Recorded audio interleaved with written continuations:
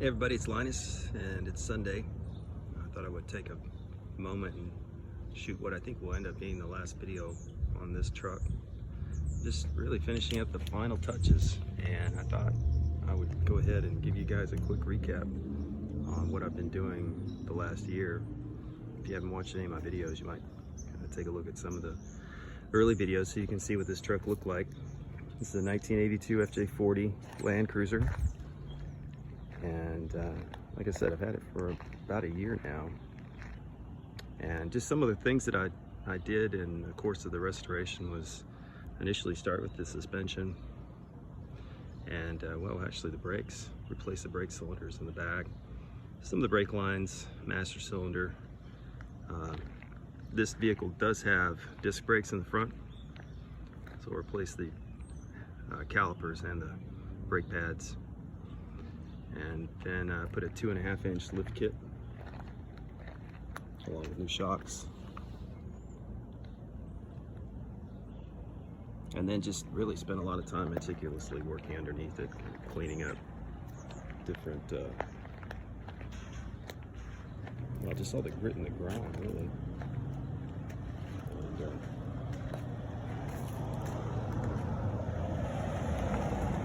it's funny, for this video, a police officer came by, Officer Davis, and that's the police department right there. And I think I'd kind of become known for driving this thing around with no front clip, no top, just to kind of, while I was tuning the engine. So they would always, a couple times there'd be a few of them outside, and they just look and smile and shake their head, which those of you that are from small towns, you can kind of appreciate that. We're lucky to have great law enforcement here in Haskell County, and super cool, and let me kind of go around the block a few times and give me a hard time. So then once I got the suspension done and really did as good a job as I could underneath, as far as the front and rear differential and cleaning up everything, I sent piece by piece parts to Colton Harris. Some of you may know Colton. He's a young guy, great painter, and so we went with the original Freeborn Red, the Kangas, which is an off-white, that's the name of the color for this support piece here, and then white top.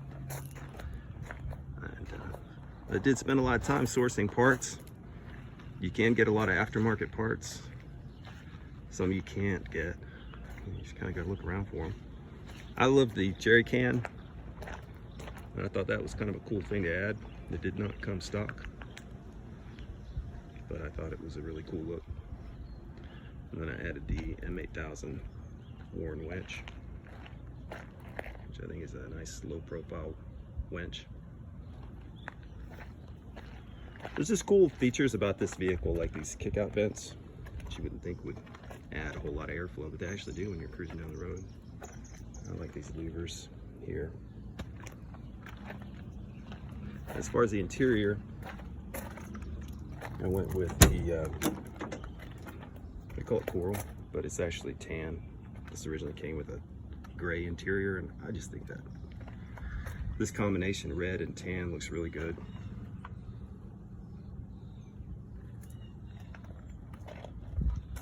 Let's show you what that looks like in the back.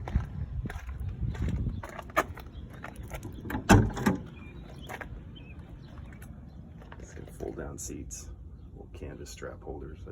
I did just add a fire extinguisher. And then I found a reproduction of the original canvas bag where they had some tools, some wrenches and things. So again, just try to go back, tastefully restoring this in a way that, you know, has some of those cool features that you would originally seen in the vehicle when you got it. Got the original console, and then I had some leather that fortunate was enough to, I actually stained it a color that was close to these seats. So all I had to do was just cut them out, put them in there.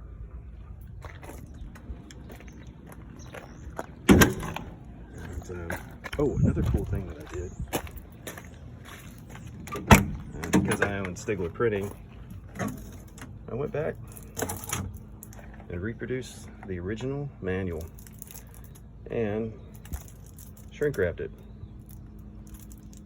And what's cool about this is I've actually been in touch with a major online distributor of aftermarket Landcruiser parts, And it looks like we might be reproducing vintage manuals for these guys. What started as just maybe I could reproduce that manuals, now maybe gonna become something that we offer as a product. So another thing I did today was I added the fog lights. I lost my video there for a second, but added the fog lights in the front this morning. Not sure how much I'll use them, but they're pretty cool.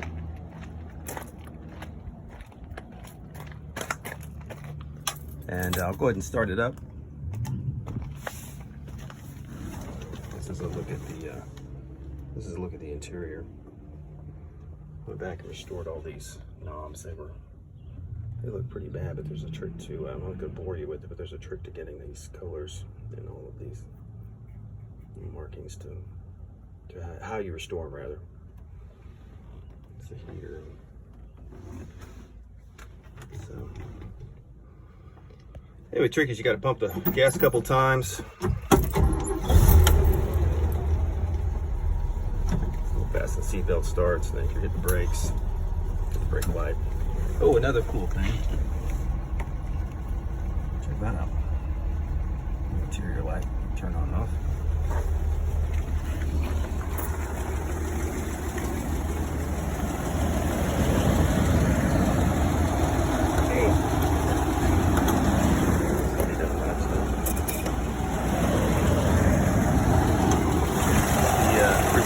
Engine, quite a bit of cleaning. We still kind of mess around in here, kind of make it clear.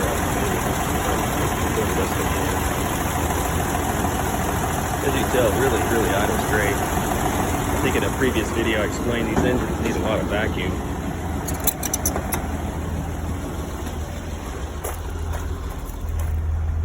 Here we can hear it idle.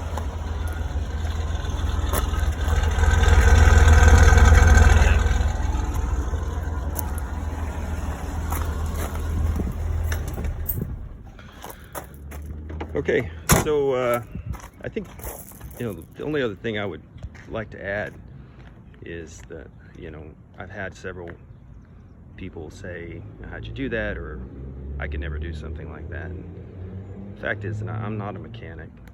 I look at this as kind of like a piece of art. I just read a lot of online forums and watched a lot of YouTube videos. So, if you're somebody that's kind of always had an interest in restoring a vehicle, don't give up on that, because it's really not that hard. You just got to take your time. It might take you a year, like it took me. It might take you 2 years. Who knows? But anyway, don't give up on that. Just because you think you're not mechanical, you can figure it out. It's not that hard. All right, guys.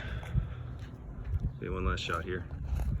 Hey, thanks for watching these videos, and I really enjoyed talking to some of you guys about this truck, and I'm so glad that everybody is happy with how it turned out. I am.